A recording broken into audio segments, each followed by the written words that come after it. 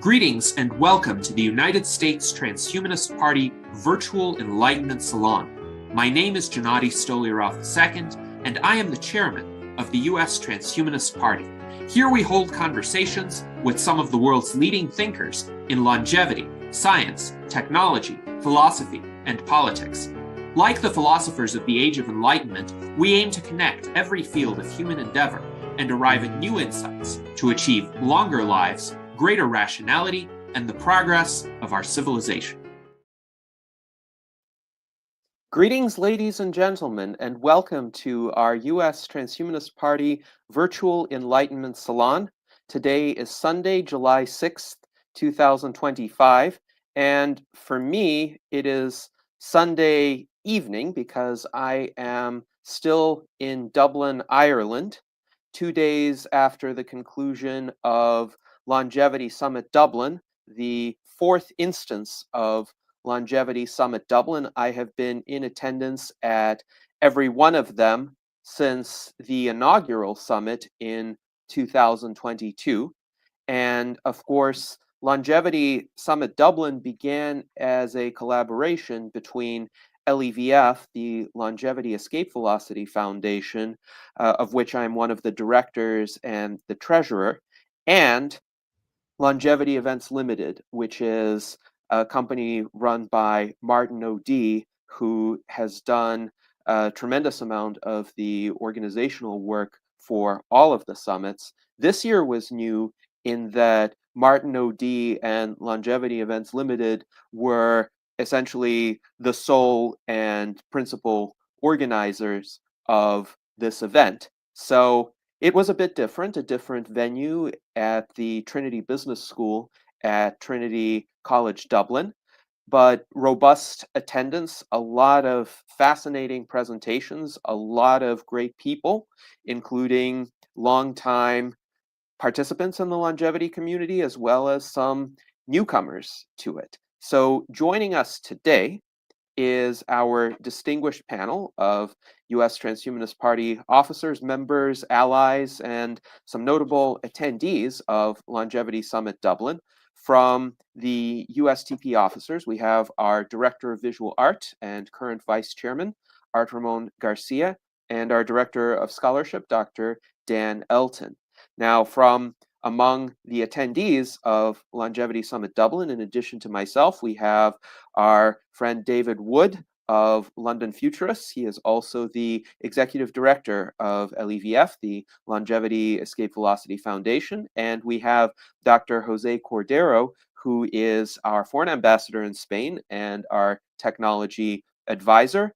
Both of them are regular guests on our virtual enlightenment salons, and we are also about to be joined by our friend Sven Bulterus from Belgium. He is a member of HEALS, the Healthy Life Extension Society in Europe, and he actually was a guest on one of my panels before I became chairman of the U.S. Transhumanist Party. So he was one of our guests in 2015. I know Sven from a long way back. So welcome to our panelists.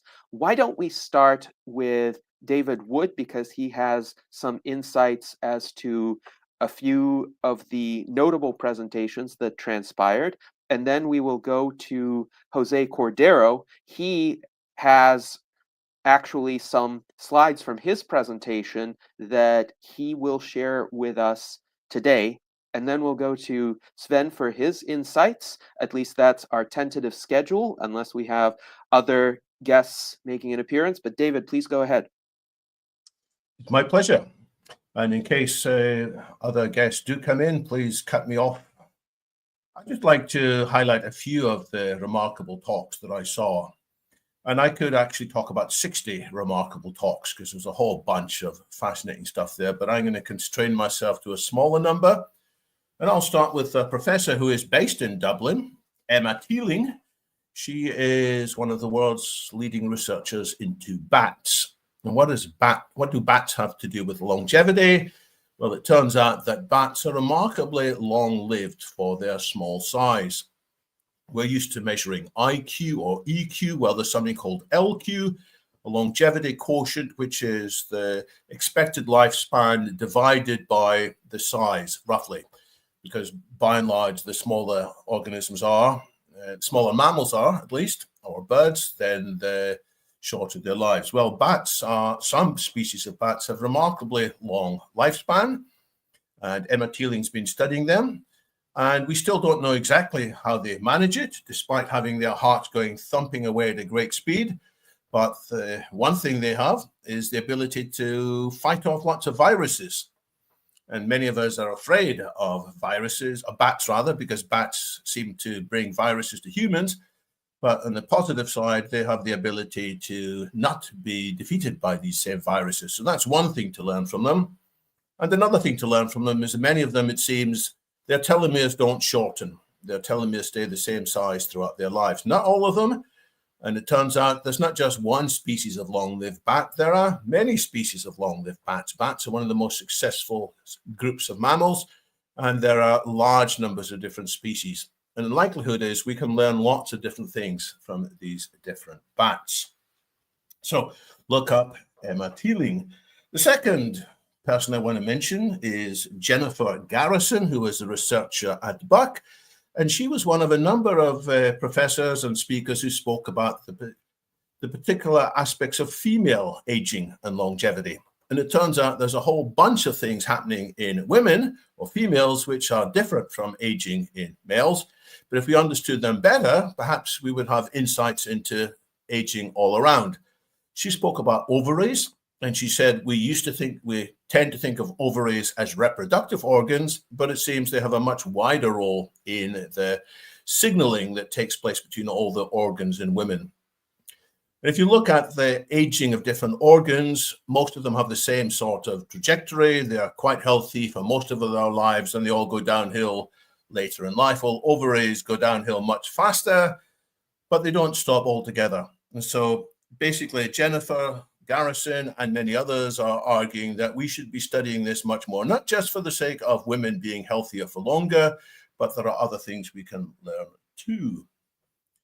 Then there's another angle on reproductive health, and I'm going to refer here to Yuta Lee, who is a fascinating researcher, and he has access to a different kind of stem cell.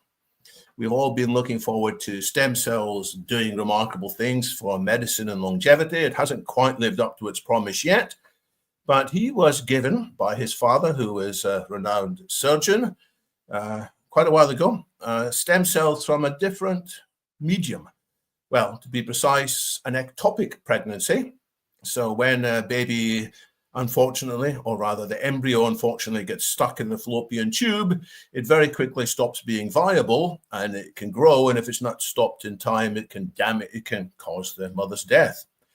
And at this stage, the bundle of cells is in two parts. There's the part that would have become the baby, and there's the part that would have become the placenta. And normally all of this is thrown away.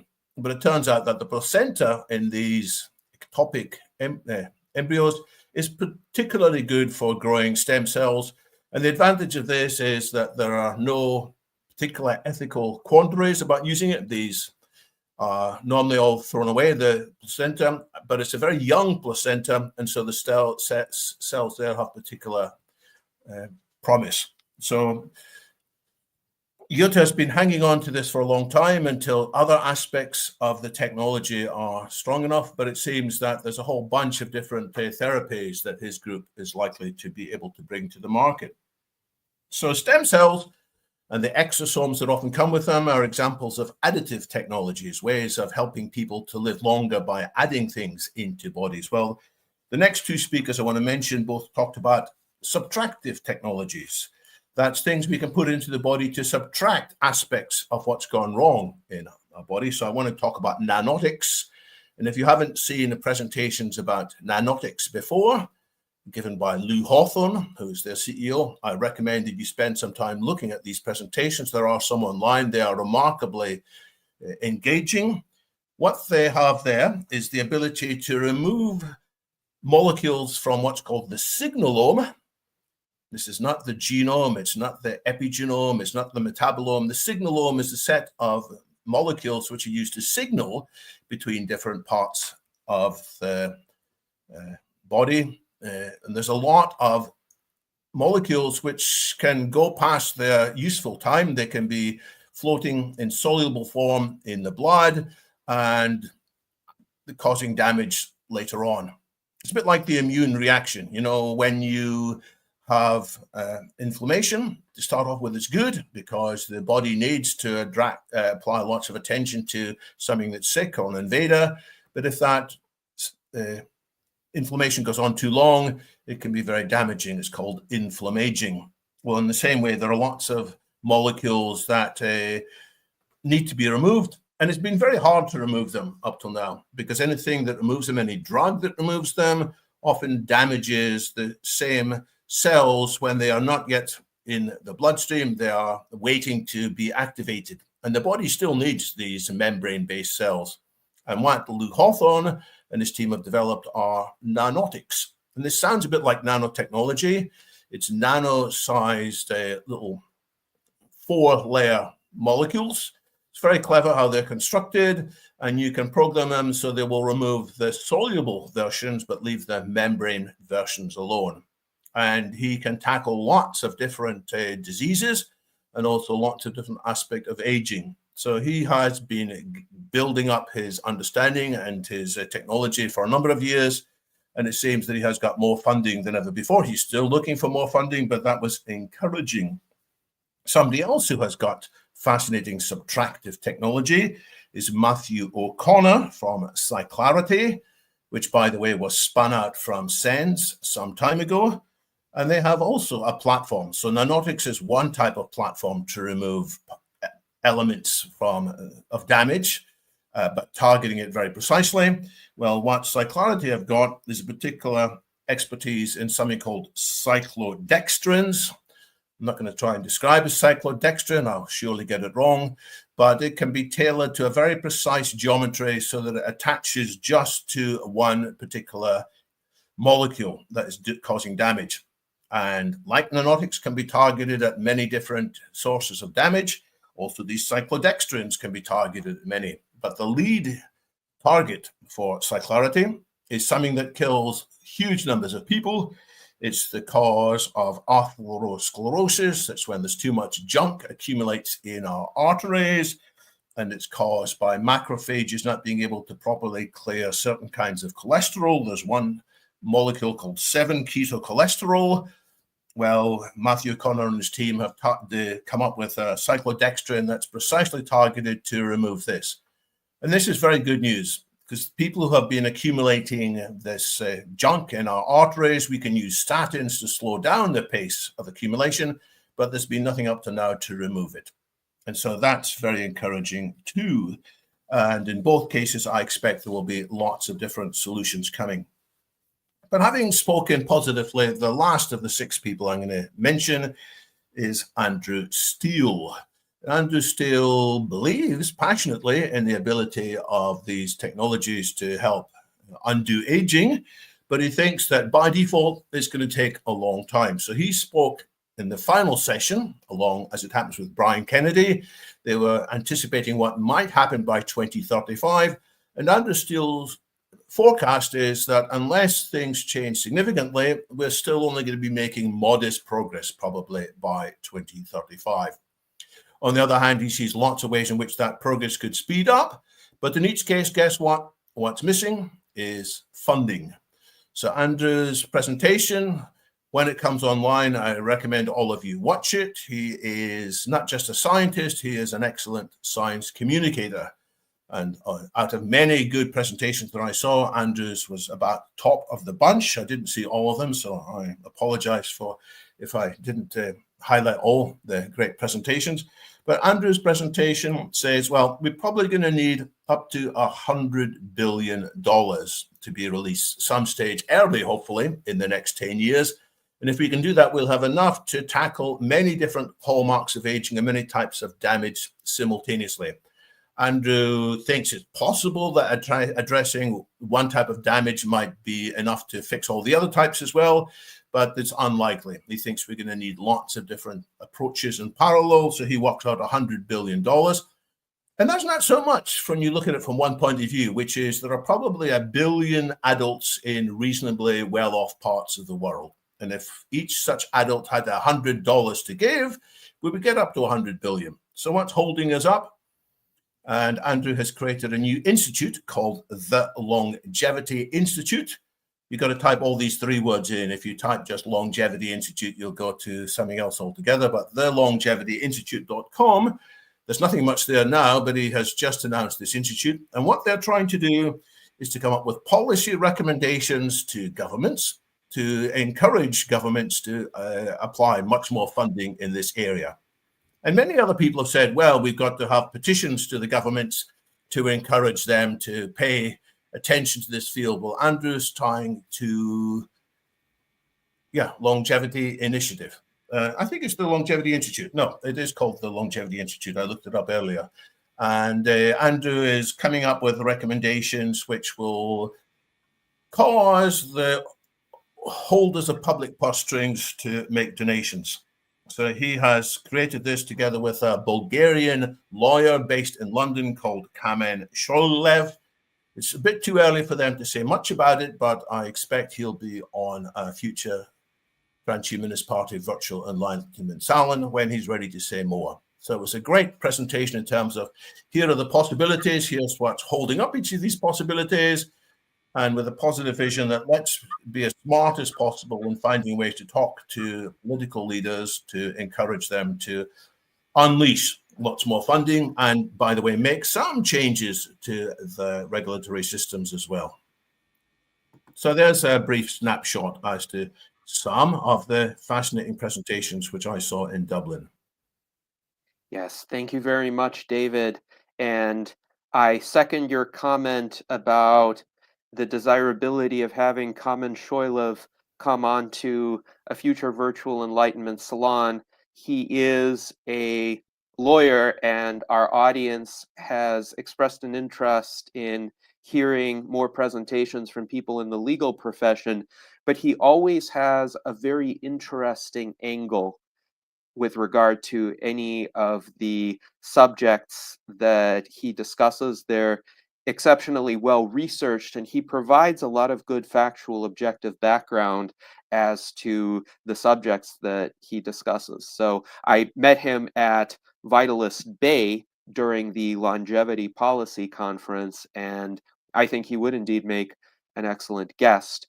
In regard to Clarity and Matthew O'Connor, I did connect with him as well during the summit, and we have scheduled what will hopefully be a segment where he will be providing some comments in July, but that is to be fully determined in the coming weeks, but hopefully sometime by the end of July, we will have a salon featuring Matthew O'Connor and Clarity. And there's a lot more to say on each of the topics that you mentioned, David, so thank you very much.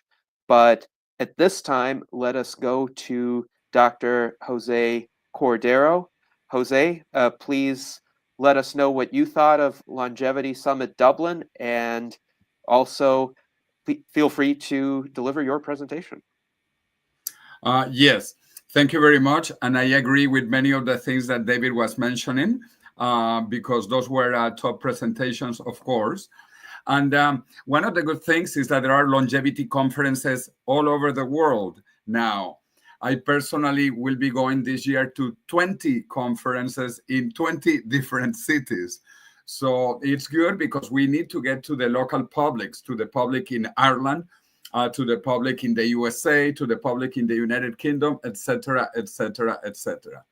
During the Longevity Summit Dublin, there were many good presentations. In fact, there were many running also in parallel. So this is the presentation I made in parallel, which I think should be interesting also for people in the USA and other parts of the world, because we are positioning Madrid as the longevity capital of Europe.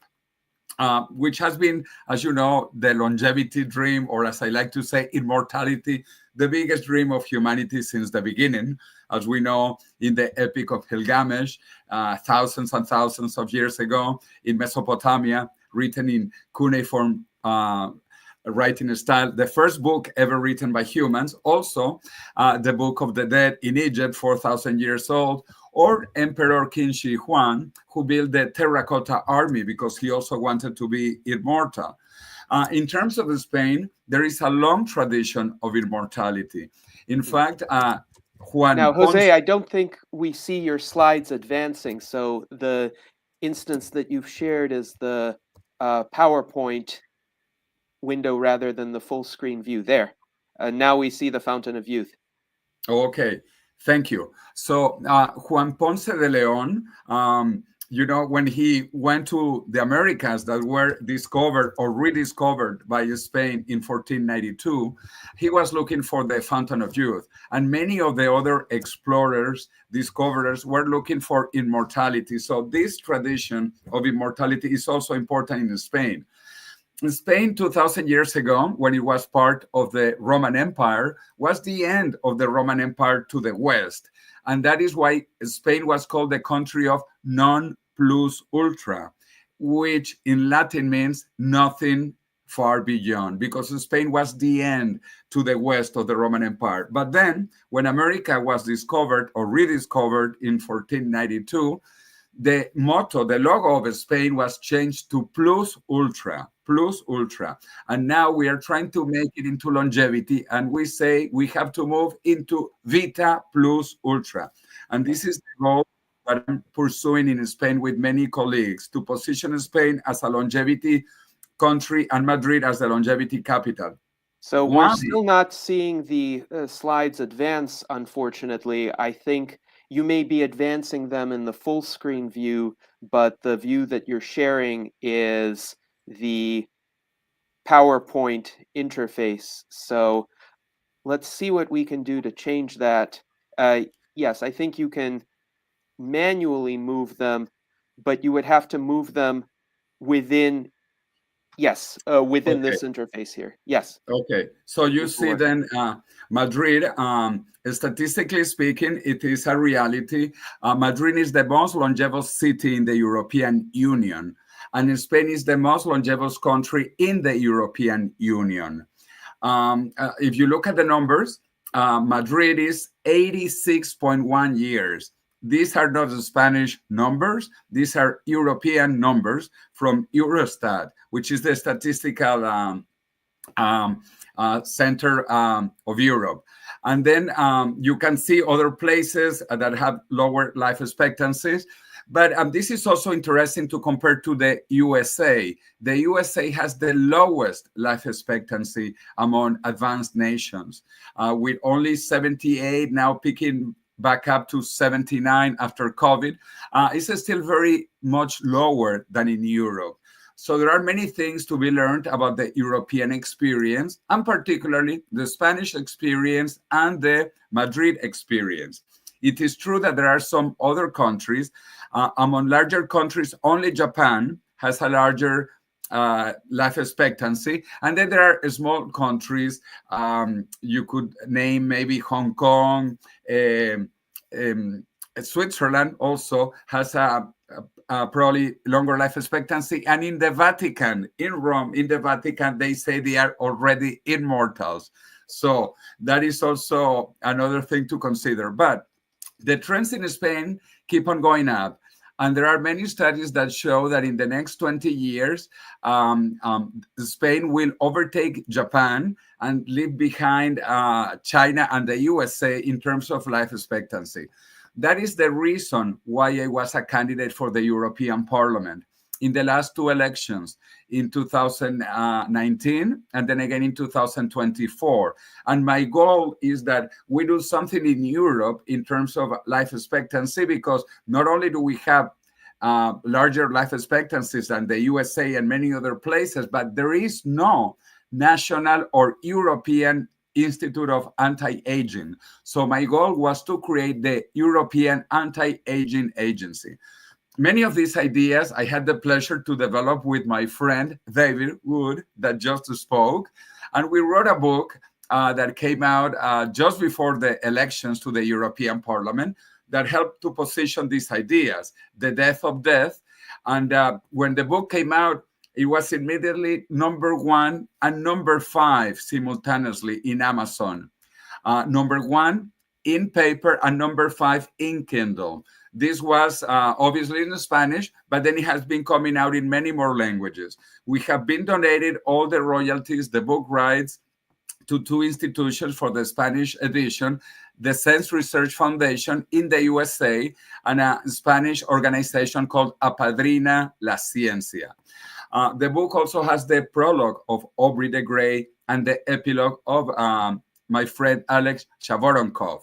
The book now is soon going to be in over 20 languages by next year.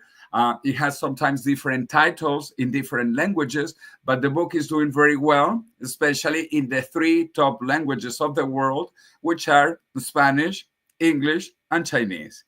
And then again, that is why we want to organize this activity in Madrid, the International Longevity Summit. This will be the second time we organize it. Last year, it was the first time, coinciding with October 1st. Why October 1st? Because that is International Longevity Day. And last year, we had about 300 participants. This year, we plan to have hopefully 500 participants, which will position our event as the biggest event, not only in Spain, but the second biggest in Europe after the conference in Copenhagen, ARDD, Aging Research and Drug Discovery. We will do it in a very important place, in the College of Medical Doctors of Spain. This is a very important institution. It compiles all the medical doctors of Spain, and they are 55,000 medical doctors in Spain. That is a large number, important number.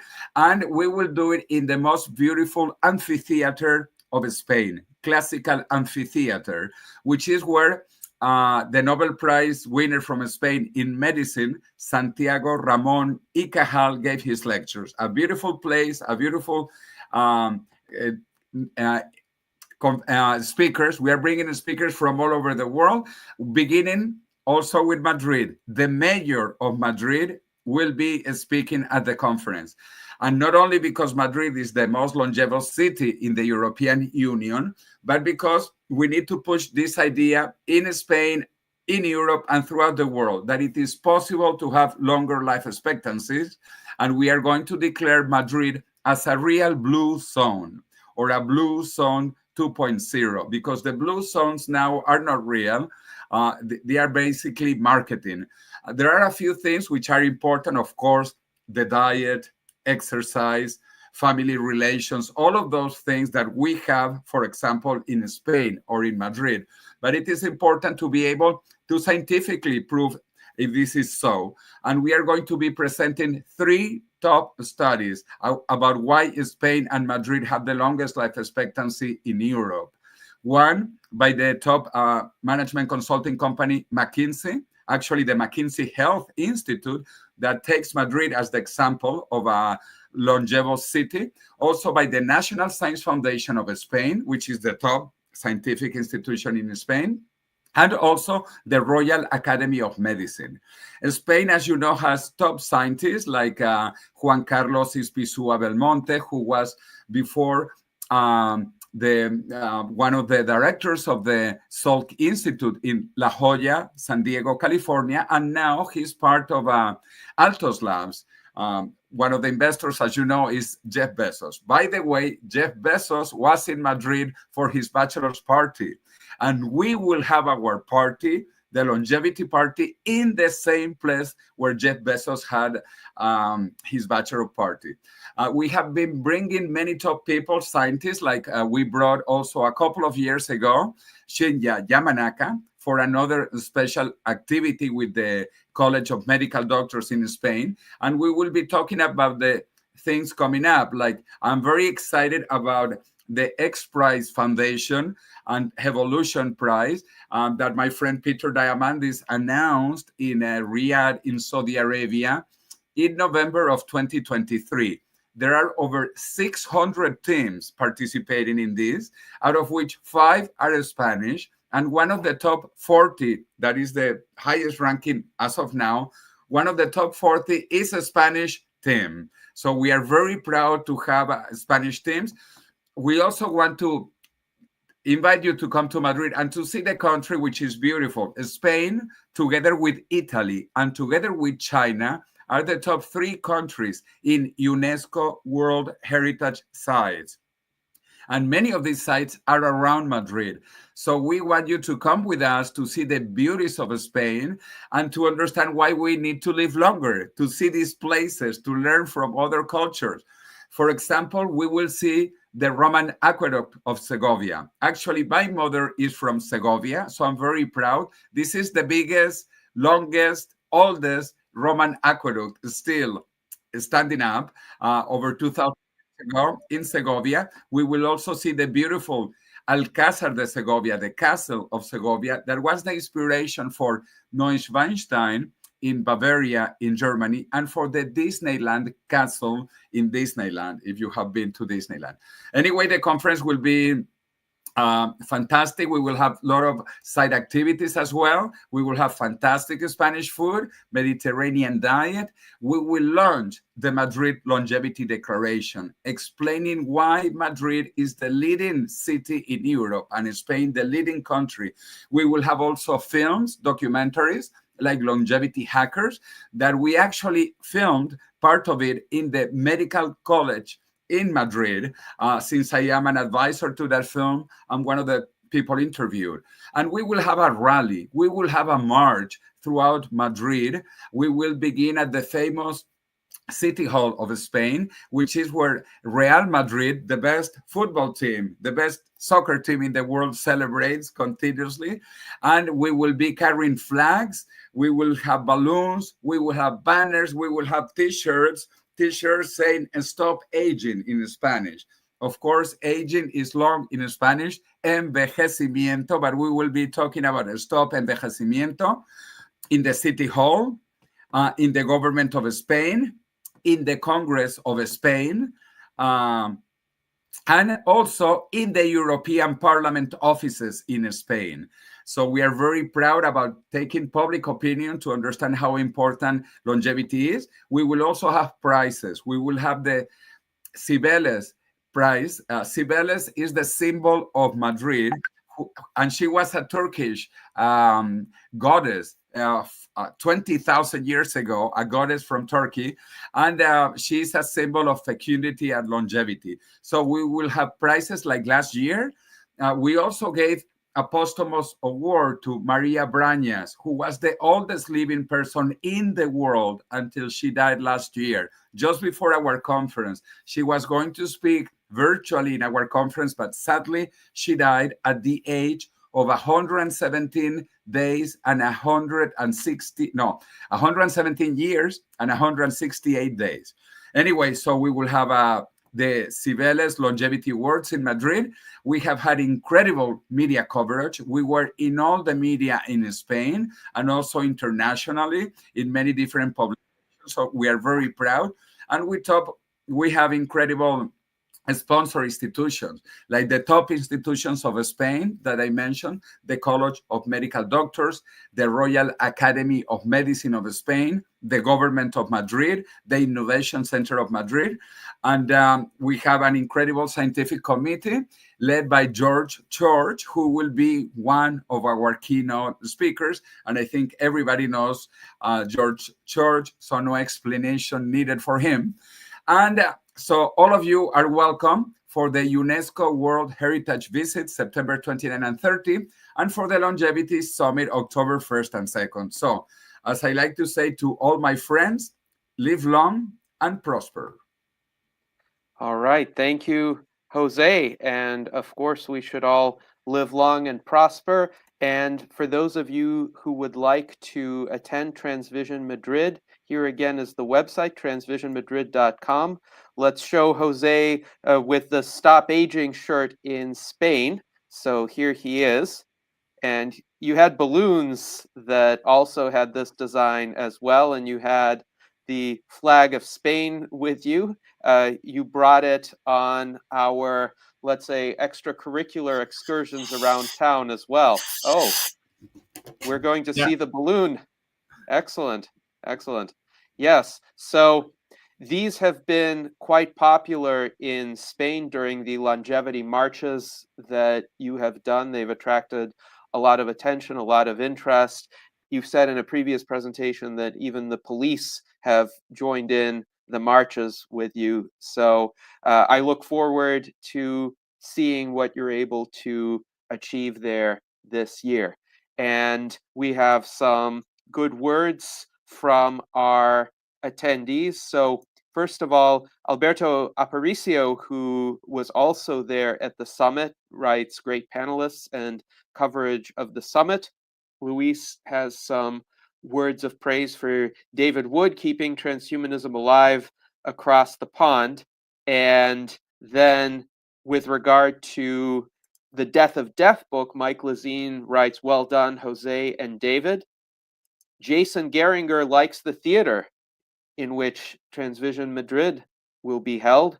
And Mike Lazine agrees that was a beautiful theater, great architecture. So thank you to our audience for these comments, and we will discuss more as the salon progresses. Now I would like to invite Sven Bulteris to provide his impressions of the 2025 Longevity Summit Dublin. Okay, hello everyone. Can you see my slides? Yes, just a moment. Yes, here it is. Yeah, okay. Sorry, I just took a few pictures from the conference and I put them in a PowerPoint presentation. So yeah, the quality is maybe not the best, but we have to do with what we have. How can I start after the amazing summary that David already gave us? He touched upon many of the great lectures that were given that I would also like to highlight. For example, Emma Thieling's lecture. I was not familiar with her before. She presented a lot of unpublished data, and there's nothing greater when you are at a conference when the unpublished data get presented, because published data you can read at home, but unpublished data you obviously can't read. So that's always great to learn new things. I saw multiple lectures that I had seen before, for example, in Berlin last year. But of course, there were updates. So those were the lectures of Lou Hawthorne, Dobby Kiprov, and Oki O'Connor. I had seen those before, but there was news in them, and that was exciting news. And one other thing we learned at the conference is what is here on the slide. So you see here an aging clock, the immunology pace clock.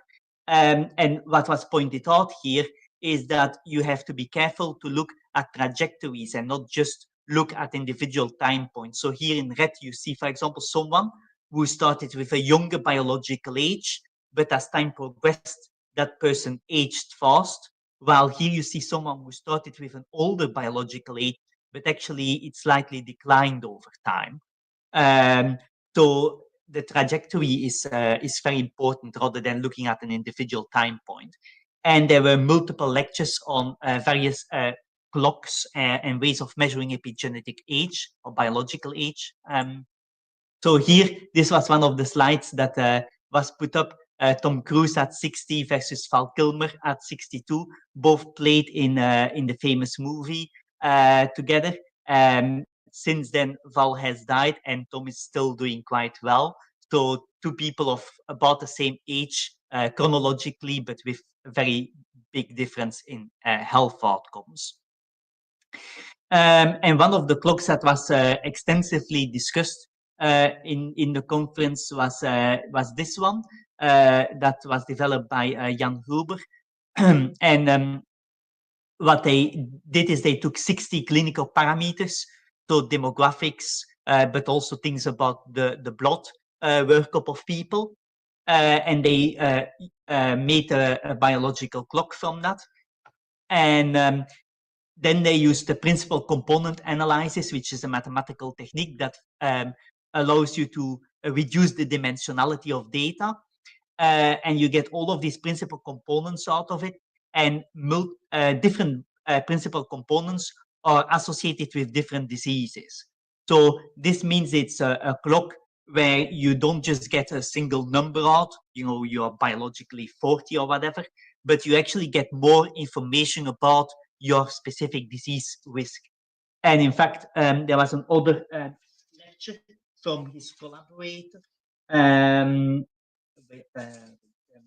name is Cheng Fong. I hope I pronounce that correctly. And he really showed the clinical application of this clock, where he applied it to real patients. And for example, there was one patient that had a very high principal component. Was it the first one or whatever it was? One of them, which was known to be associated with stroke, and indeed that person died from stroke. And that person was also biologically way older than she was chronologically, and indeed she was having a very bad health and died very soon after the measurements. So they showed also that this clock, this lineage 2 clock, has very so this is a rock curve, and basically the higher it is, the more rectangular shaped it is. So this is ideal. The better the clock is, and the clock is better than the other ones that are shown here. So very great. Then there was also Albert Gray's lecture, and he presented the data on the robust mouse rejuvenation trial. I don't need to tell you about those data because they have all been on Facebook, so I think everyone probably has seen them by now. But they are hoping to set up the rejuvenation, the robust mouse rejuvenation second trial. That will be including all of these types of interventions, so quite a lot more than in the first one. And they are looking for $5 to $6 million of funding to fund this research. There was also an update from the dog aging project by Matt Kaimberlein. Sadly, the grant for the continuation of this trial was not renewed, but they are submitting a new grant, a proposal, and let's have our fingers crossed that they really get this, because I think this is really great research. Dogs are a lot more closer to humans than even mice are, so this is very relevant research. And so, yeah, what can I say else? Oh, yeah, of course, but David already mentioned it, is the amazing lecture that Andrew Steele gave. And he's really a person who is very capable of inspiring people and drumming up enthusiasm to get off our butts and get to work, even though he was kind of skeptical because of the lack of urgency among many people to do something about aging. And yet to close, but again, this was also previously mentioned already, there were several, one at the first day of the conference, the pre-conference day, I should say, and then there was a session within the conference, both devoted to female health, and it's a quite under-studied area of research, and we know from many interventions that they show sex or specific effects. So if you look at the ITP, the Interventions Testing Program, there are multiple interventions that are working in males, but not in females, or interventions that work in females, but not in males, or where the effect size of the intervention is quite different between sexes. So sadly, we know about the situation in the United States where they are actually going back and they are removing the need of studying sex effects on outcomes in clinical trials. And I hope they reconsider that because it's very important. Thank you. Yes, thank you very much, Sven. I appreciate your presentation and overview of some of the key speakers and some of the key ideas that were presented at the summit. I will add that Jennifer Garrison, whom David had mentioned, also spoke extensively about the scope and extent of harm that cuts to federal funding of scientific research, particularly at the National Institutes of Health, are inflicting. Indeed, she had a slide where she mentioned essentially algorithmic approaches, very crude algorithmic approaches toward denying grant applications and rescinding already given approvals for grants using essentially certain keywords that are banned. And I noted in the Q&A, one of the phrases that was banned was evidence-based. So it seems that the cuts are so sweeping that any proposal that has a mention of anything evidence-based in it is on the chopping block. And it was discussed that NIH funding in the United States is by far the predominant source of funding for scientific research. It dwarfs private industry funding, philanthropic funding, even funding from large foundations. And that in itself may be a suboptimal situation in that a lot of researchers are essentially dependent on the whims of the political process now. And when a new faction comes into power, their research projects are in jeopardy, including the research projects that have already been initiated.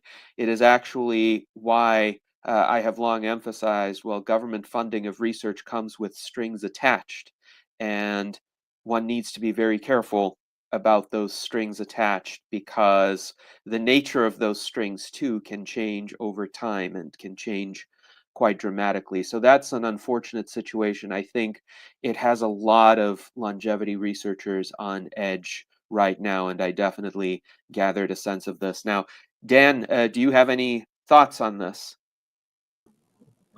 Yeah, well, you guys can hear me, right? Yeah, I agree Yes. with everything you just said.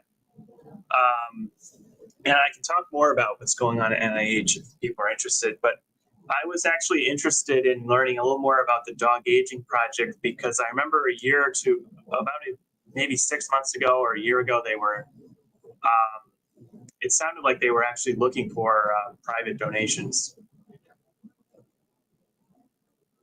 Yes, so the NIH, my understanding is the NIH had not renewed the grant for the dog aging project, and this happened in 2023. I remember Aubrey was posting about it on Twitter as well, noting the tragedy and travesty of this in his view. And it seems that there was some philanthropic funding that was found as a bridge for the dog aging project. So currently it is privately funded, it continues, but my impression of Matt Kaberlein's remarks is this was intended to be temporary. This was intended to keep the lights on, so to speak. And they are applying for another NIH grant now with hopes that they will be renewed for a 5-year period. So these grants apparently are for 5 years. And David also points out one of the many words whose presence on a grant application will cause it to be rejected is measles. And I think we know whose influence that is. So that's such an unfortunate situation that this is the crude way in which grants are being rejected. But hopefully that answers your question, Dan. Yeah, no, it's their grants are getting canceled left and right, and there's very severe budget cuts that have been proposed. I think up to 40%. And normally, you would say, well, the Congress usually overrides whatever the president proposes, and usually the president doesn't really get what they propose. But we just saw a bill that was passed, the so-called Big Beautiful Bill, that was largely dictated by Trump, and so the Republicans seem to just be falling in line. So it's a bit scary. And also, what surprised me is they're also looking to cut NASA by up to 50%, which is crazy because NASA's both NIH and NASA are two of the most popular agencies among the public. Yes, and NIH and NASA are both agencies that bring about the greatest return for each dollar spent. It's a return of many multiples. So I think it's a very short-sighted and ill-founded decision. But Dan, please feel free to say anything else you have on this. The other thing was the way they did the cuts was very irrational because they basically just cut across the board, and they had a goal to centralize a lot of the HR staff who were in different institutes, but they basically just cut all the HR staff before this centralized HR had been set up. So one of the big issues at NIH is it's very hard to do anything like hiring or getting travel funding approved or getting getting funding for your lab equipment because there's no staff to process anything. Indeed. And there were also some crazy things that happened at the National Institute of Aging. Like apparently Luigi Ferrucci got an email saying he was fired. And then they rescinded it the next day or something. So yeah. Yes, there have been a lot of firings and rescissions at the federal government because of the rather thoughtlessly enacted DOGE, the so-called Department of Government Efficiency, which itself seems to have floundered, and a lot of those cuts have been reversed because they were cutting really essential personnel, like people who were managing the safety of the nuclear weapons stockpile or the Ebola response or air traffic controllers who are already in woefully short supply. But I can fully identify with your comments about the problems that arise with excessive centralization of HR functions, because the most qualified individuals to make hiring decisions are those who will be working with the people who get hired. And therefore, the less centralized the HR function is, the more autonomy actual managers within agencies have to hire people, the easier it would be to find qualified people, because those who are closer to the work know what the work entails and know what kinds of skill sets are needed. The HR people have no idea, essentially. Well, I haven't heard that. I mean, I think that generally the HR people just assist with processing a lot of the paperwork. And most people I've talked to at NIH agree that centralizing the HR and centralizing the IT staff was actually a good idea. They just disagree with how it's being done. So that's what Interesting. Yeah. Yes. There is a risk, though, that there would be people who essentially approach the function as a kind of check the box exercise. Mhm. And they may especially be overly rigid in how they enforce the qualifications for particular positions. So They are enforcing more rules. Like right now, NIH staff supposedly can hire postdocs. I've heard it's difficult, but you can hire postdocs, but they can only be U.S. citizens right now.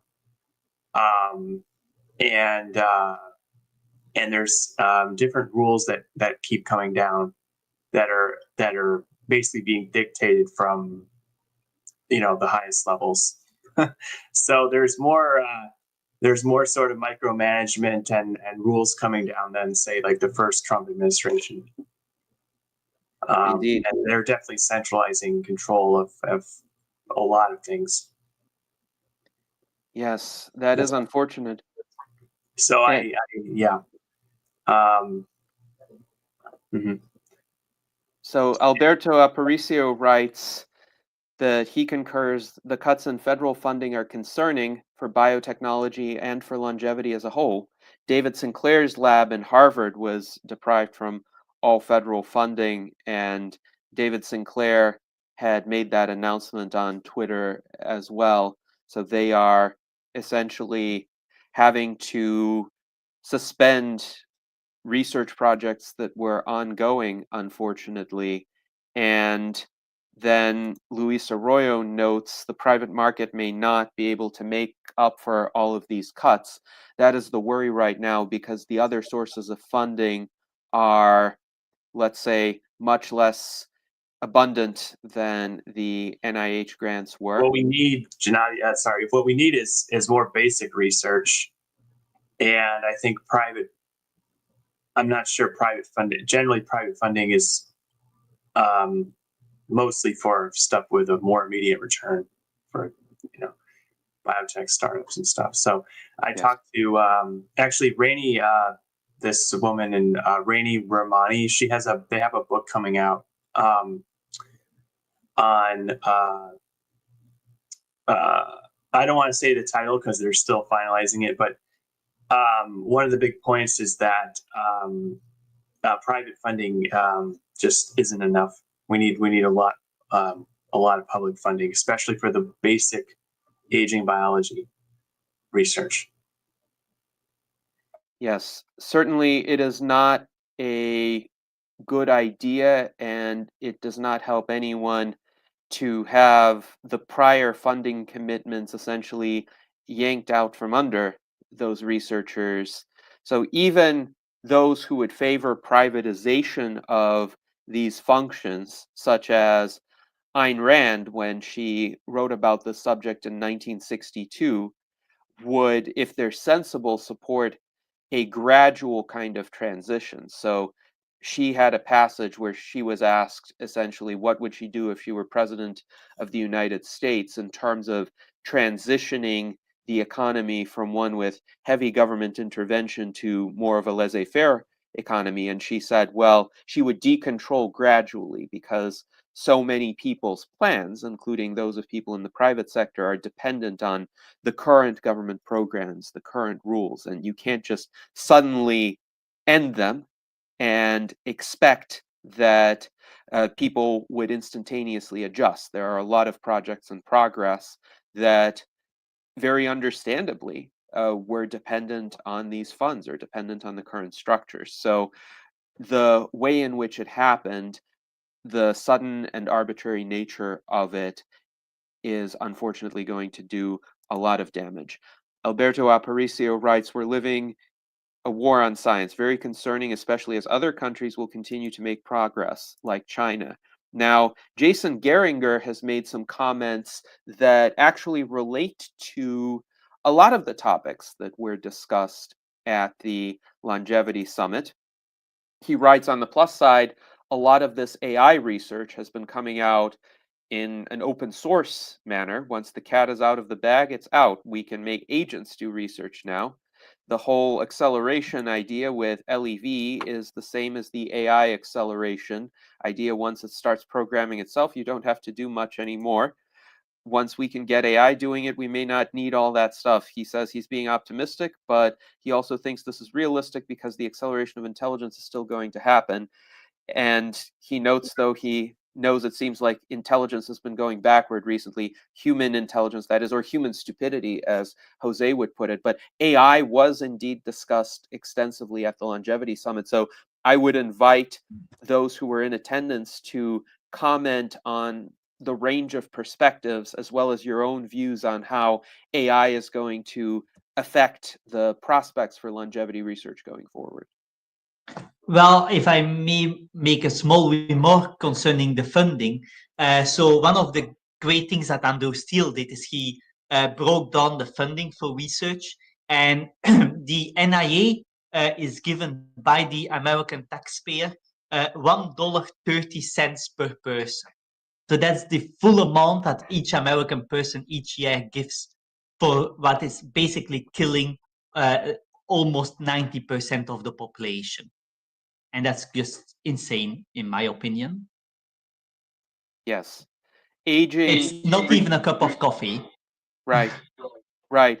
Aging research was already disproportionately underfunded prior to this, and now, unfortunately, even more so, especially since the National Institute on Aging is an institution that seems to be on its way out. It was already under attack by certain members of Congress prior to these cuts. So it's a troubling development. David, I know you have some thoughts about AI and scaling. Yes, so let me pick up a few of the very interesting lines of discussion. A couple of the speakers both talked about AI and the possibilities for AI to accelerate dramatically the progress with longevity. And both of them were quite skeptical about it. I'm referring to both Andrew Steele and Aubrey de Grey. And both of them said, you know, these breakthroughs that AI has made in biology has been dependent upon collecting data. And unless there is data collected first, it's hard for an AI to work out the new insight. So Andrew Steele pointed out there had been a large publicly funded initiative to collect the structures of some of the proteins. This was the famous PDB, the Protein Data Bank, and it had started very slowly, and it took a long, long time, over many decades. And only when enough of that had been worked out by painstaking methods such as X-ray diffraction and so on, that was allowed much faster progress to be made by the AI of AlphaFold. But unless the data is collected, you can't do this. As I had at one of Didier Cornell's events, before you can join the dots, you've got to collect the dots. And so this is what needs to be done. So both Aubrey and Andrew Steele in their various ways are optimistic in due course that AI will help, but not until various biological experiments have been done. And in particular, the experiments to find out, does this damage repair mechanism actually work in different animals? And you can't work out in advance unless you've got a complete model of biology.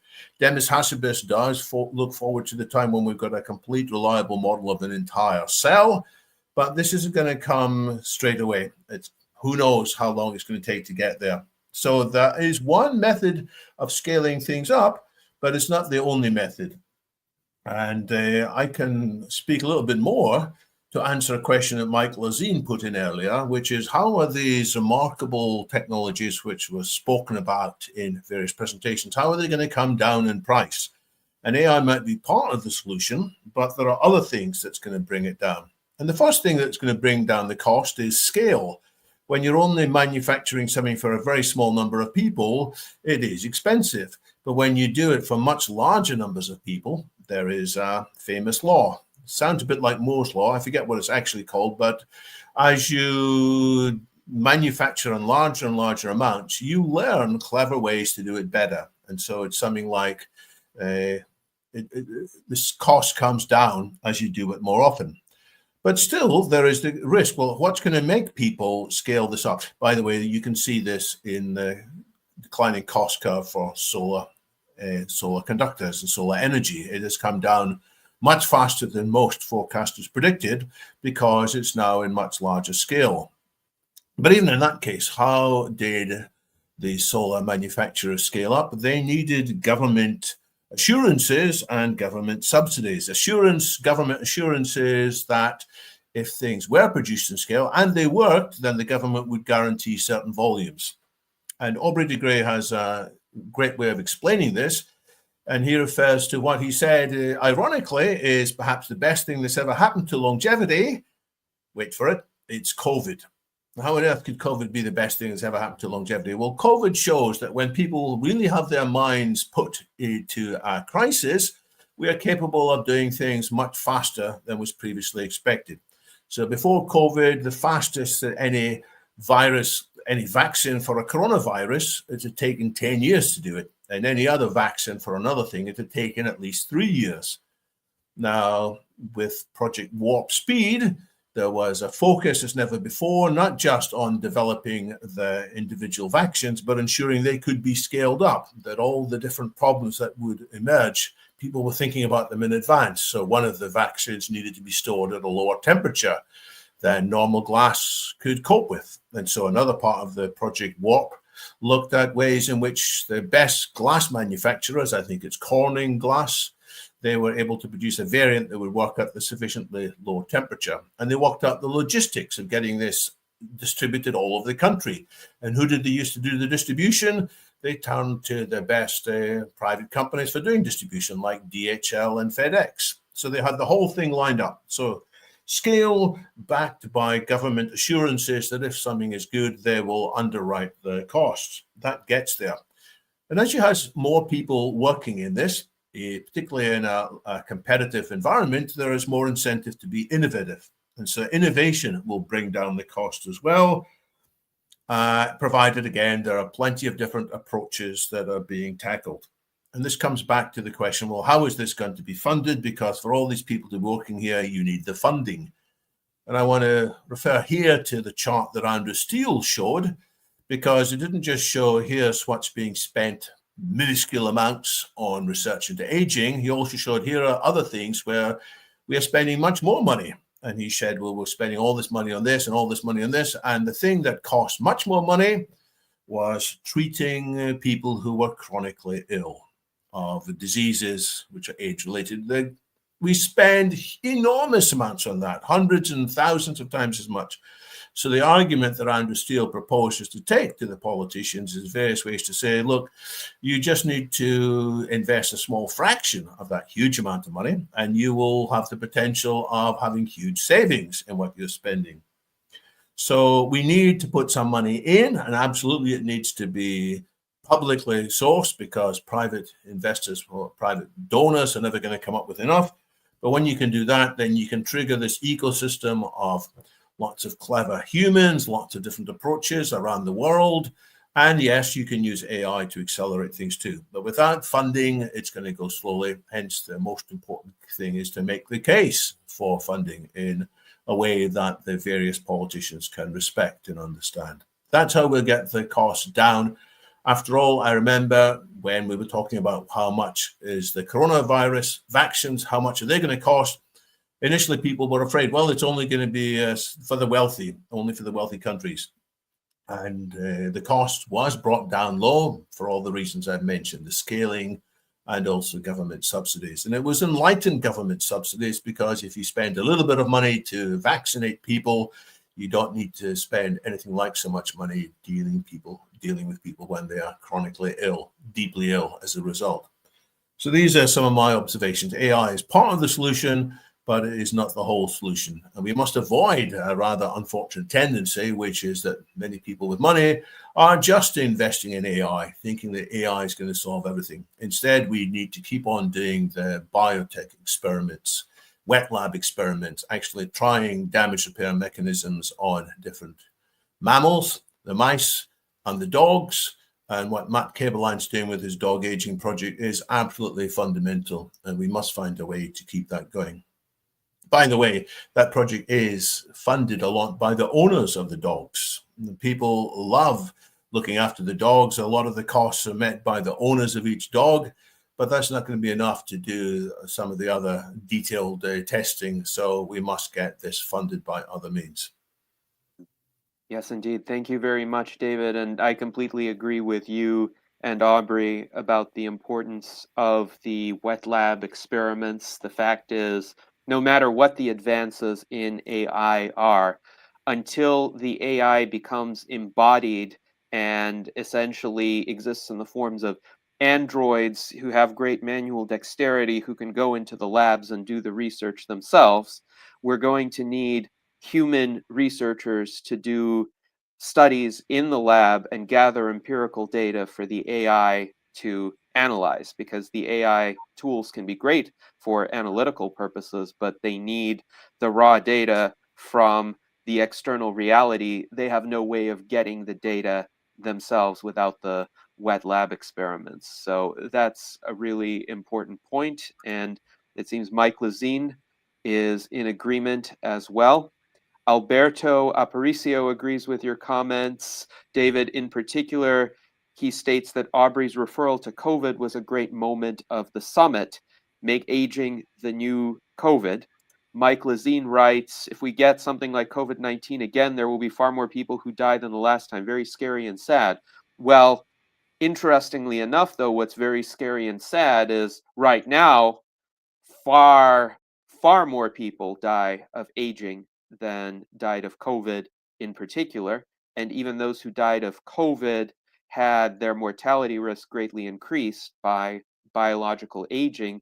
So we are already living in this reality. The question is, how do we get the public to recognize this and recognize the moral imperative of combating it? So now, Jose, please go ahead with your remarks. Yes, this is a fascinating discussion, and I loved all the comments also made by Sven, Dan, that spoke also. Very important points, and I have a few things to say. First, David, the correct website of Andrew Stills is thelongevity.initiative.org.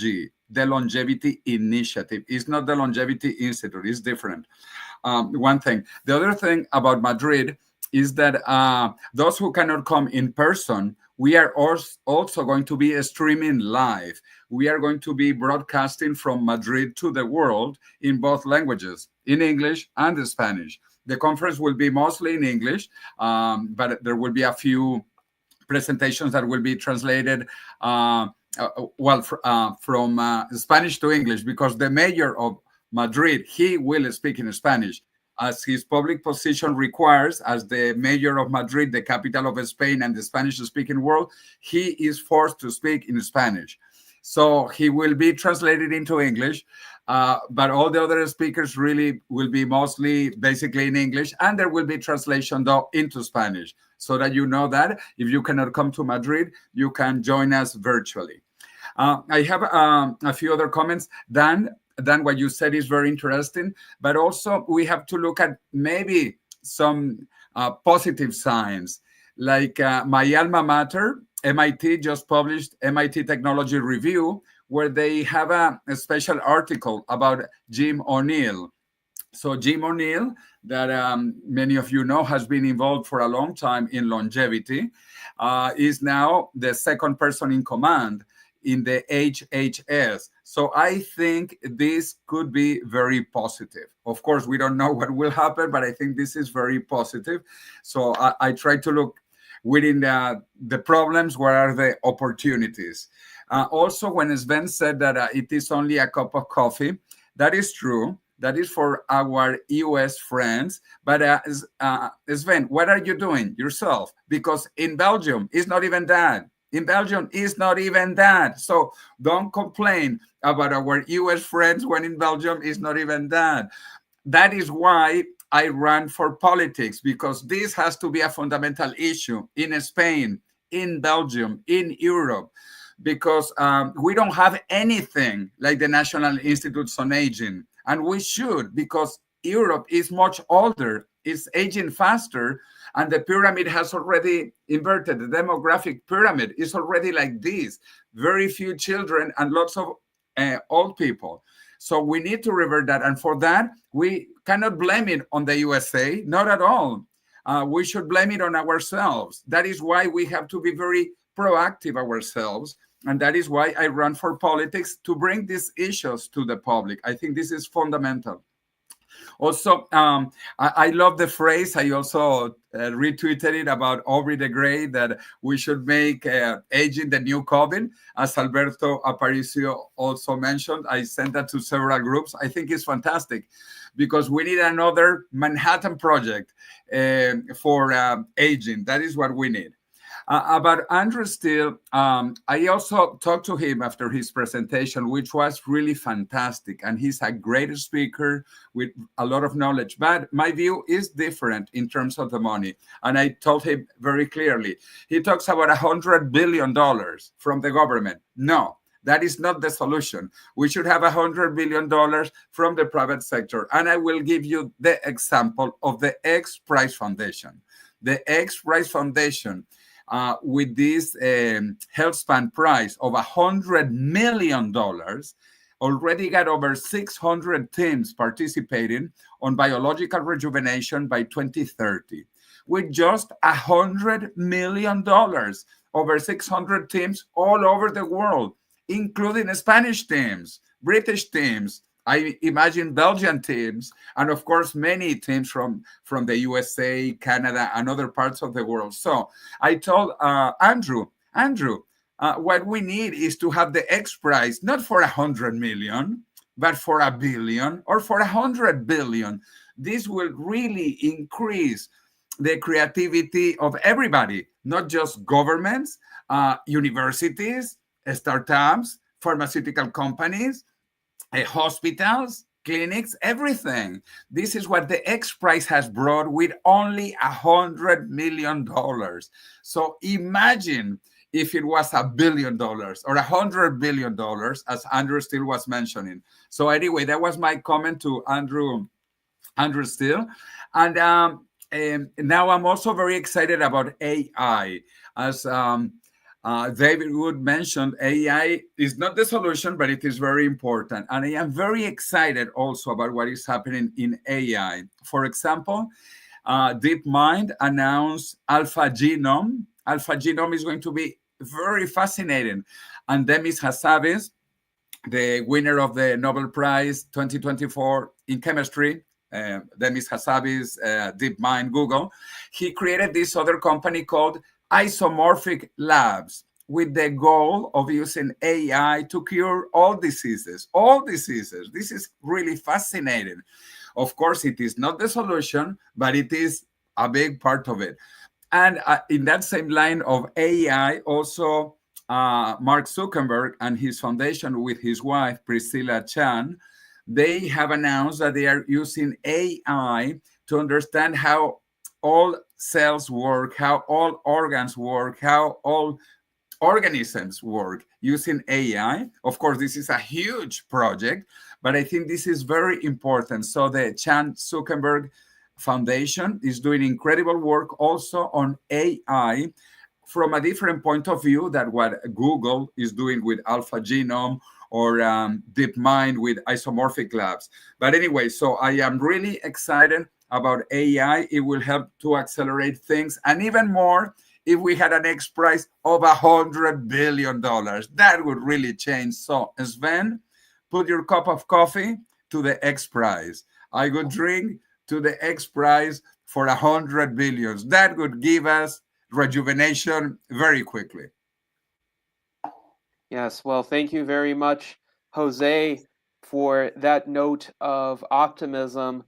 I definitely hope that all of the initiatives you mentioned, the Alpha Genome Initiative from Google DeepMind, as well as the Chan Zuckerberg Initiative and the X Prize. Now, there is an X Prize for health span now of $101 million that is on offer, and various teams are competing for it already. I hope that these initiatives do contribute significantly to progress in the field.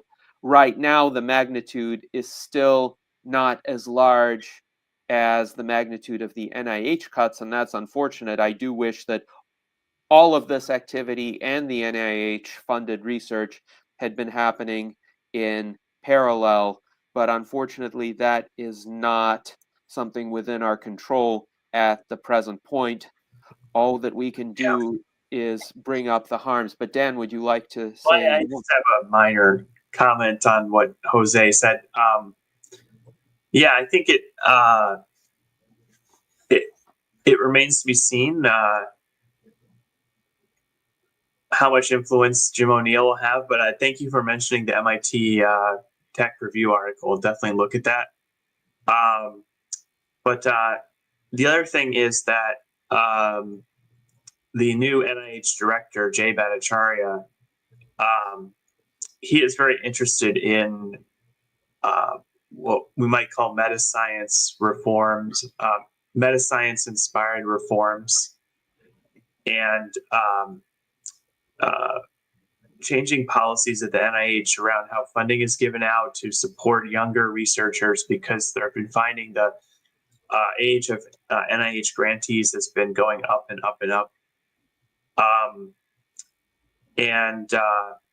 When he first came to NIH, he gave a talk where he talked about a number of problems in science, like the reproducibility crisis, and other things. So, he actually has a background in meta-science himself. He actually years ago did some research on NIH and looking at if NIH was either at the state of the art or actually lagging behind universities in terms of what researchers were studying in the internal NIH intramural research program. So I think I'm most excited about that, and they have a lot of interesting ideas about changing how science is funded. But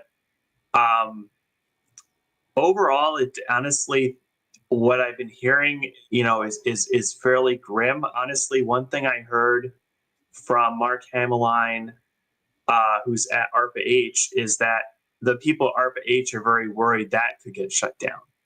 So if ARPA-H was shut down, that would be devastating, because, as you know, we have Jean Hubert there and one or two other longevity folks. So I would just, if you hear anything about ARPA-H being cut, I think that would be a major thing we should try to fight if possible. Yes, that is indeed troubling. And that's just all rumors. I don't have any definite information on that, but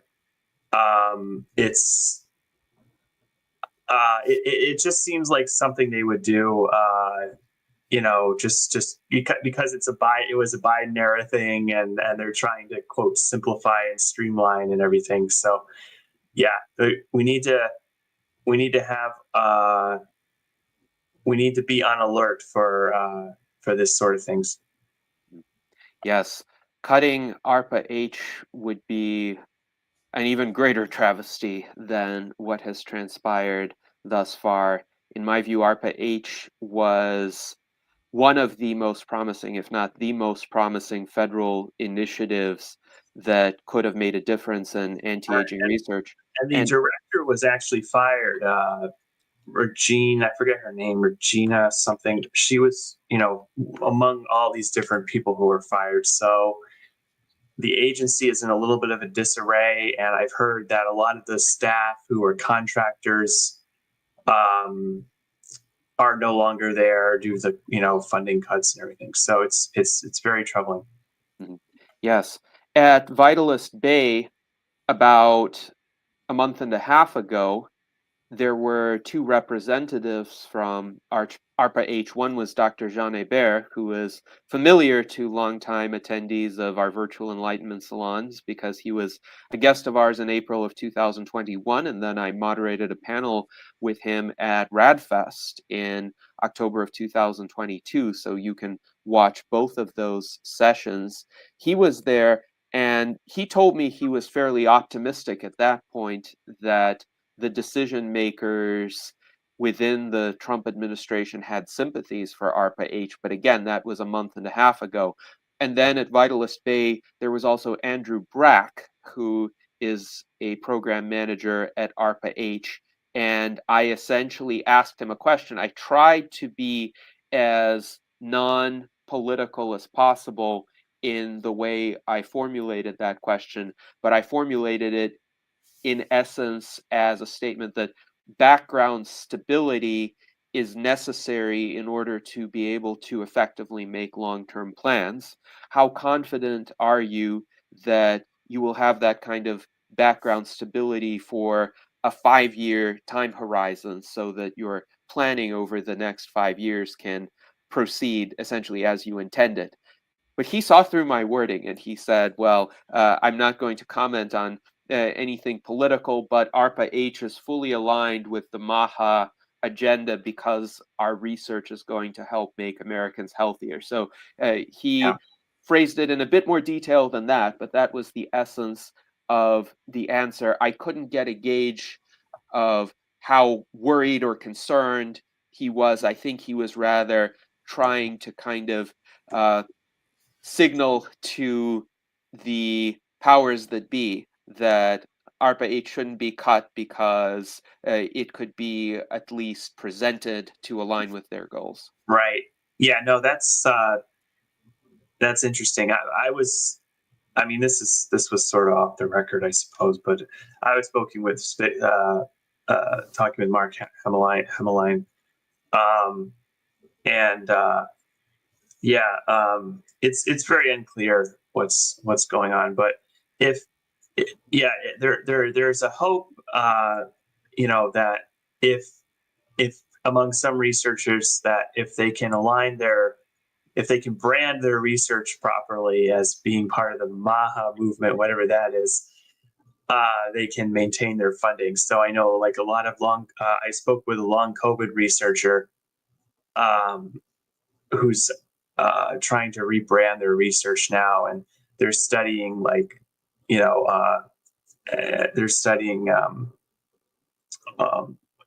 MAHA agenda and trying to rebrand. So that's supposedly the MAHA is supposed to be about chronic diseases and things like obesity, but they largely have been looking at very niche, flashy issues like food colorings, food dyes, which don't really have any effect on our health as far as all the gold standard research says. And some of the natural dyes that they're proposing actually have been much less studied than the artificial dyes. so it's very like the topics are kind of a lot very like showy topics, like that are designed to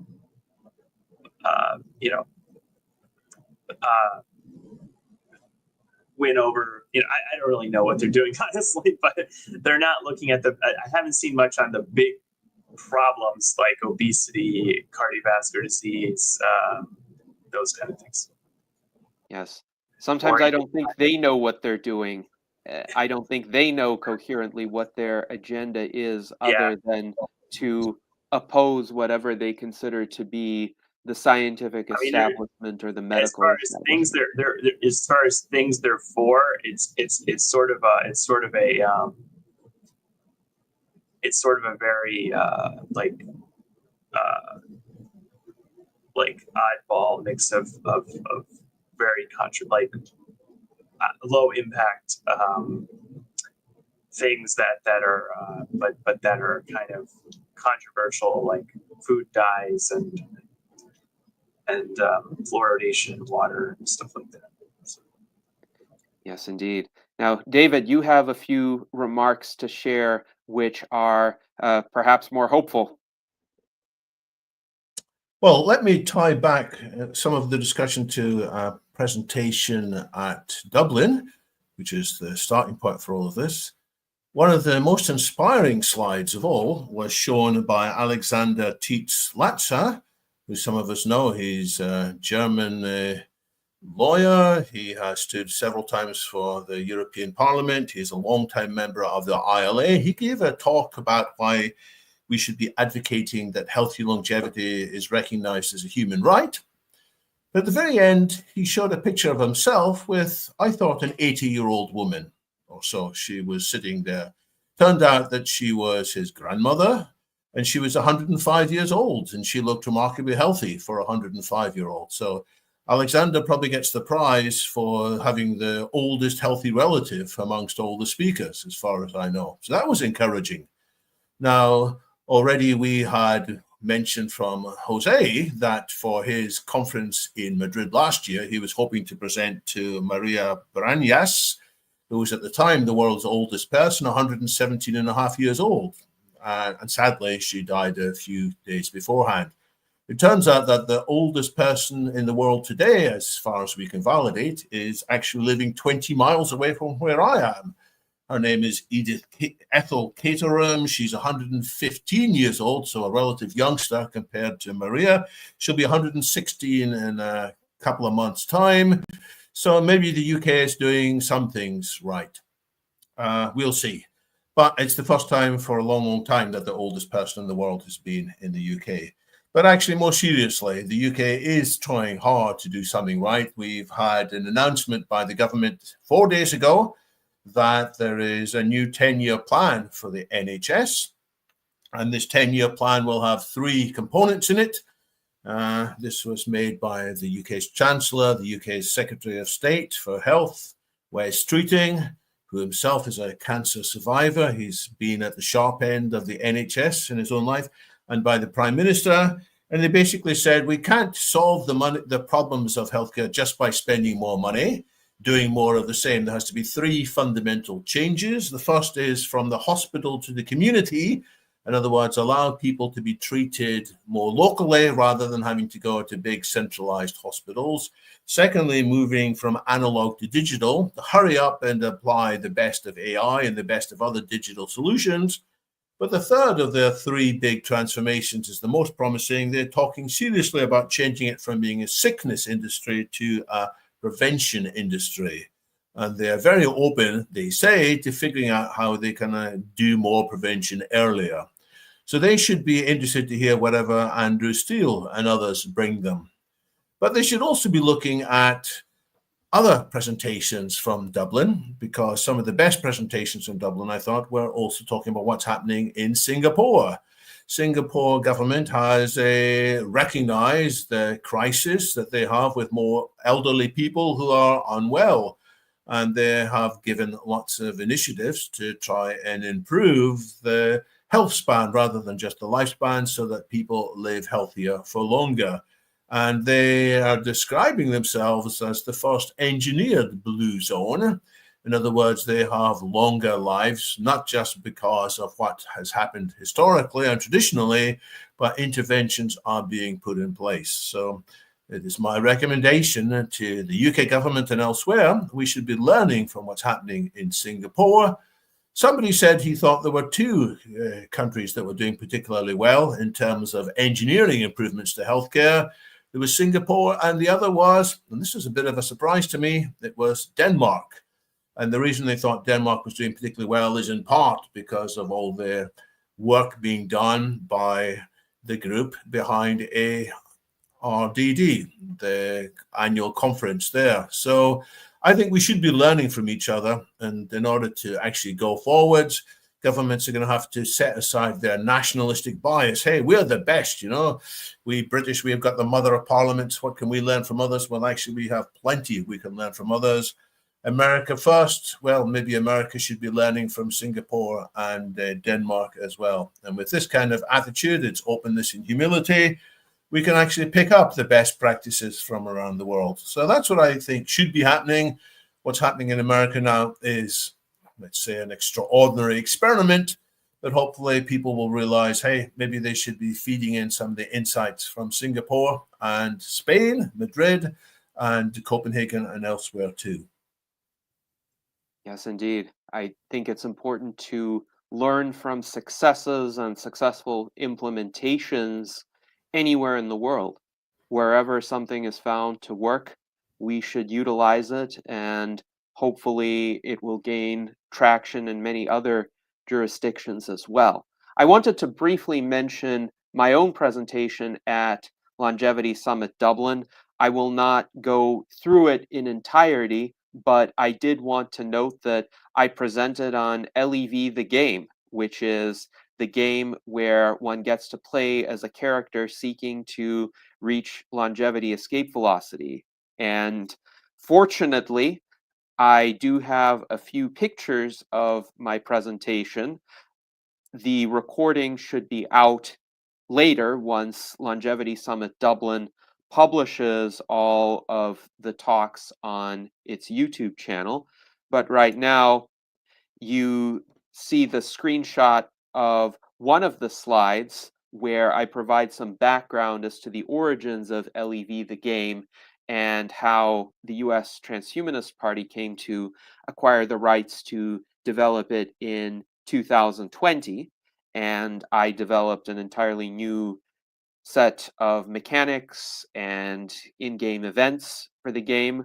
I transformed it into a turn-based game with the help of Juraj Stern-Vukotic, whom I hired as the programmer. And of course, we held a virtual enlightenment salon in 2024, in May of 2024, to demonstrate an earlier build, which is build 0.6 of LEV the game. But now we have a much more current version, which is build 0.91, and it is available to download and play at transhumanist-party.org/lev-the-game. You have the ability to download it in one of two archive formats, zip and rar. And you can also, if the archive formats don't work with your computer or your laptop for whatever reason, download the files directly. I've made them available in a Google Drive folder. So either way, if you have a PC, whether it's a Windows PC or a Linux PC, please download the game, give it a try yourself, and see if you can get your character to longevity escape velocity. I think my presentation was very well received among the attendees, and I'm going to also be presenting on LEV the game at RADFest in Las Vegas in just less than a week's time. So I am definitely looking forward to that. Jose, would you like to say a few remarks? Well, great. I want to practice with your game, and congratulations on your presentation. And again, it's good that we are going to meet in Las Vegas. I'm flying on Tuesday, and it is important to get different audiences, different publics. So that is why I was so happy to see David, Sven, and you, Gennady, in Dublin. And I see you also now soon in Las Vegas, and welcome to Madrid as well. We need to have more and more until longevity becomes a fact of life. That is my goal, and that is why we have to do it. We have to do it. That is why, Sven, I didn't like, and don't take it personally, your comment, which is Andrew Steele's comments about 1 cup of coffee a day. John Fitzgerald Kennedy had a great phrase. Well, he had many, like many of these sometime politicians. Churchill is even better. But John Fitzgerald Kennedy said, don't ask America what can it do for you. Ask what you can do for America. So my phrase is, don't ask what longevity can do for you. Ask what you can do for longevity. And that is putting the money of your cup of coffee, and don't blaming our American friends or US friends, because they are doing better than in Europe in terms of funding for longevity research, even though, which is the tragedy, this is the real tragedy, that the USA longevity expectancy is so low, especially after putting almost 20% of the gross domestic product both on public and private health. I mean, this is horrible. With all that money, that the outcome is so poor. And let me just go back to the blue zones, because David was talking about the blue zones. And indeed, Singapore declared itself as a blue zone 2.0, which I think is an interesting experiment. And this is what we want to do in Madrid, because the original blue zones are just a marketing plot by Dan Bertner when he was at National Geographic, and what he wrote, the 5 blue zones, traditional blue zones, Sardinia in Italy, Icaria in Greece, Okinawa in Japan, Nicoya Peninsula in Costa Rica, and Loma Linda in California. All of them have lower life expectancies than Madrid. So how can they be blue zones? And these are tiny places, like Icaria. Icaria is a statistical mistake. Madrid has over 8 million people with a longer life expectancy than Icaria, Sardinia, Okinawa, Loma Linda. But just one more thing about this being marketing. I was a few months ago in Miami, And maybe some of you know that the Seventh-day Adventist Church bought the rights of the blue zones. They paid, I don't know if $2-3 million to Dan Bertner for the idea, the concept, and now they are building a huge center in downtown Miami, which I visited. It's called the Blue Zone Center. And again, it was just marketing. If you really want a Blue Zone Center, come to Madrid. All right. Thank you, Jose. And you and I had a conversation as to what potential hypotheses could explain the greater longevity of people in Madrid. I had a hypothesis, but it ended up being incorrect. So I would be interested in more studies being done as to why the life expectancy in Madrid is relatively so high, over 86 years. That is impressive for a city, especially. Yes, for a city so big. But again, we will show the answer. That is why we are commissioning not one or two, but 3 studies by the consulting company McKinsey, by the Royal Academy of Medicine of Spain, and by the National Science Foundation of Spain.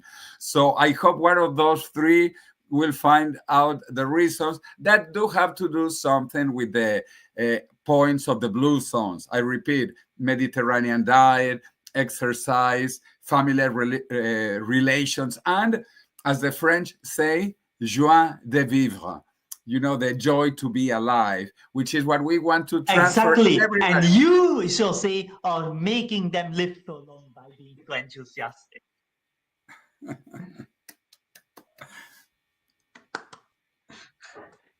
Yes, yes. Jose, you are definitely an exemplar of that. So thank you for being a role model to all those who seek to take joy in life. And I also wanted to bring up 3 comments from David Wood. First of all, he says Google Road to Recovery, the government's 2025 mandate to NHS England to find more details of the UK government initiative that he mentioned. Another recommendation from David, one of the best AI tools to improve scientific discovery, in his view, is Future House, funded by, among other sources, Eric Schmidt, who used to be the CEO of Google. And finally, in the spirit of ask not what your country can do for you, but ask what you can do for your country, he would recommend the book Moral Ambition by Rutger Bregman. So please check out those resources. And Sven, would you like to say any more? I see you've got some slides pulled up. Yes, exactly. Thank you. So first of all, I have to say mea culpa to Jose, because he's absolutely right that Belgium is not doing anything in this area. Some other European countries are doing something. In Germany, you have the Max Planck Institute. In the Netherlands, you have the European Research Institute for the Biology of Aging, ERIBA for short. But in Belgium, we don't have anything. In fact, my lab and another lab have shut down all their aging work, so we are even losing it. There is less aging work being done in Belgium now than a few years ago. And I would like to see a European Institute of Aging being established, but let's hope that comes one day. I also can testify that Alex's grandmother is indeed doing so well. At least several years ago, I was lucky enough to meet her, and she lives at home with her daughter, who herself is an old, in her 80s by now, still able to do everything and is fully clear in mind. But what I really wanted to talk about is the AI discussion. I had some comments to make on that. I think we already have developed automated tools. As Gennady was saying, we need some type of cyborg type of tool that will test the research. And in fact, well, we already have fully automated. I can show here how a fully automated lab looks like in the pharmaceutical industry. Now, these are labs that don't use AI to do the experiments. So it's humans coming up with experiments and the robots doing it. However, small-scale integration systems have already been built where AI comes up with hypothesis, and then you have a fully automated lab that tests the hypothesis that the AI comes up with, and then the findings from that gets funneled back into the AI, who comes up with new hypotheses that then get tested. But there are challenges in all of this. So the challenges that were also pointed out at the conference is the lack of data, and also there is no incentive for people to build a large data set, to build a library of all the data that exists, because who is going to fund that work? And the LLMs were trained on millions of books, but we don't have that type of centralized access to scientific data.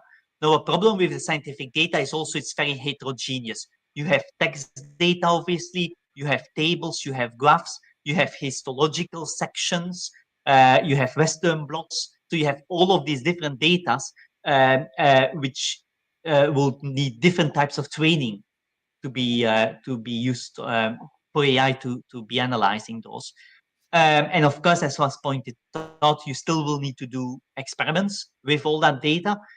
So in my opinion, AI is a tool, just like other scientific tools. It's not replacing the existing tools, but it's adding to the existing tools.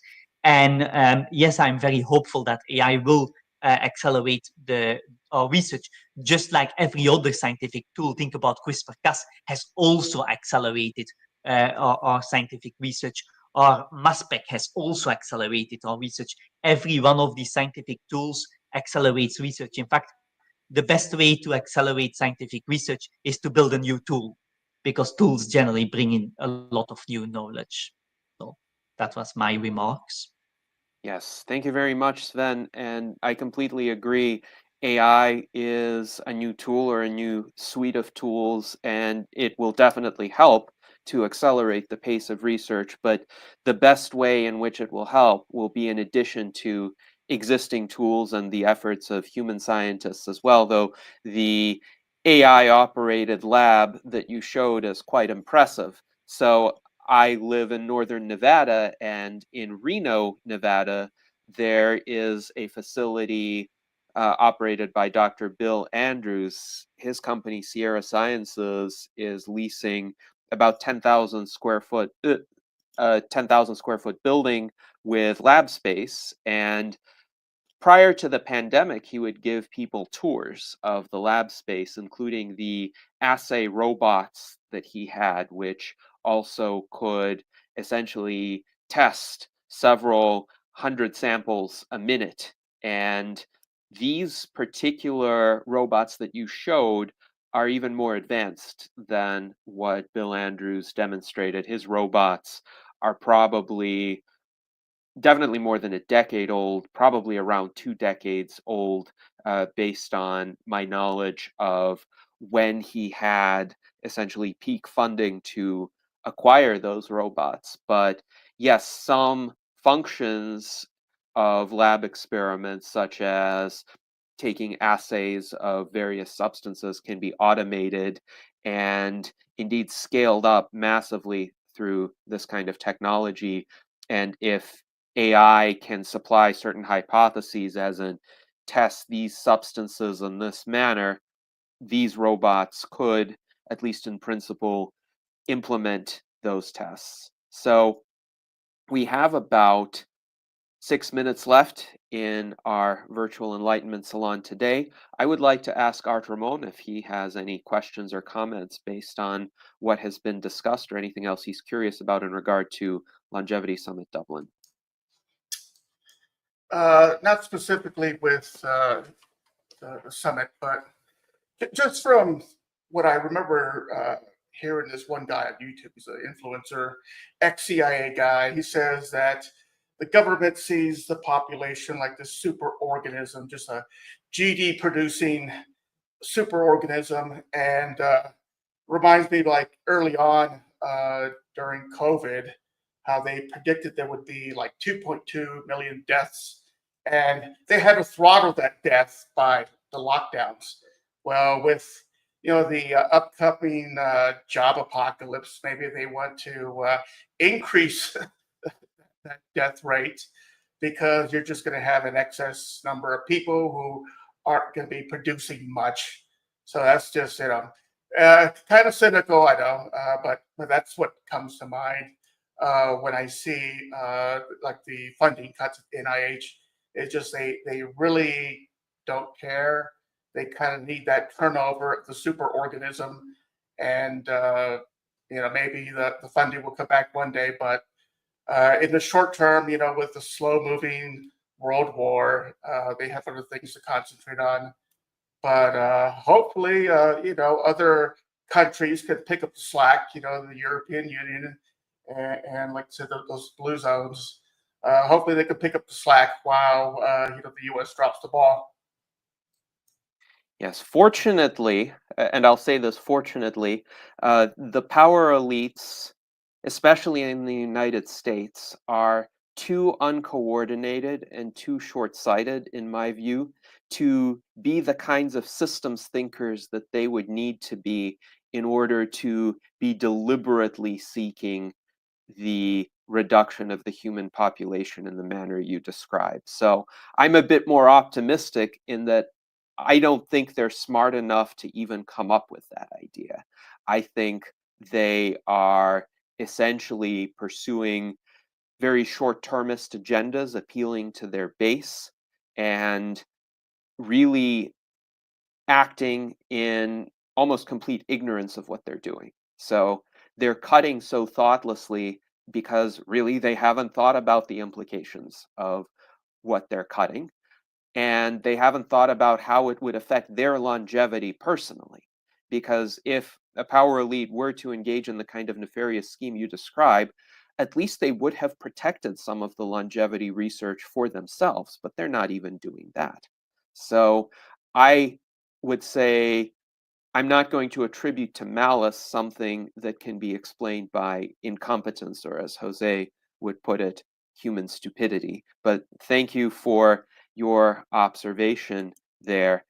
I think it's also important to note, and this was observed previously, that there are concerns about who will access these advances, and that's a worthwhile discussion to have. Mike Lazine pointed this out in some of his comments.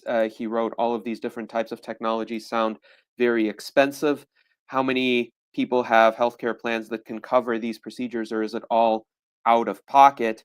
And David Wood wrote, this is something we should come back to because it's a very important question. So David, we have about 2 minutes left. I wonder if you could provide some brief points in response to Mike, and then we will conclude. So we've discussed a bit of this already. This is when I talked about, well, we can scale things up if we have government support, government guarantees for using the products at scale. But another thing that has already been mentioned here, and I want to support what Jose Cordero was saying, which is that there can be prizes which can galvanize lots of innovative new solutions. So there has recently been a selection of semi-finalists. There were many more companies and organizations or teams that have produced high quality research than had been feared. So this is very encouraging. But another thing that's very encouraging about X Prize, I want to give a shout out to Alberto Aparicio, because he gave a very nice presentation at Dublin. It's worth checking out once the videos are available. He pointed out that the way the X Prize for HealthSpan had been set up, it actually met a lot of the possible ethical concerns that some people might have had. They might have thought, well, are these people really informed of what's going on? He had raised about 7 different possible ethical concerns, and he argued that this had been very well designed. And so this is another reason to expect that the X Prize HealthSpan is going to have a big impact.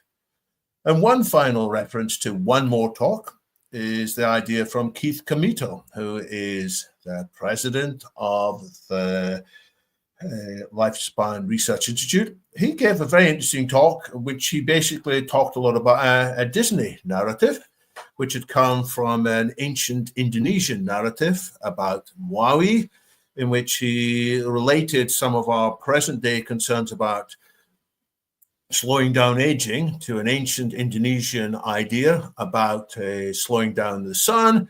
And Keith's bigger argument is, we need to explore different ways of talking about what we're doing that might resonate with ancient cultural traditions or other ways to make people inspired. And so Keith is saying, let's be creative in the narratives as well as pursuing the science. And this matches my own view that what we're doing here is not just bioengineering, it is narrative engineering and also community engineering. And it's by doing these three things well, and that goes way, way beyond technology, that we can bring down the cost for everybody and get more people united together working on these problems rather than being distracted into all the kind of terrible things that most of us do often get distracted into. Yes, thank you very much, David, for those inspiring words. And indeed, we need all of these forms of engineering so that we can all live long and prosper.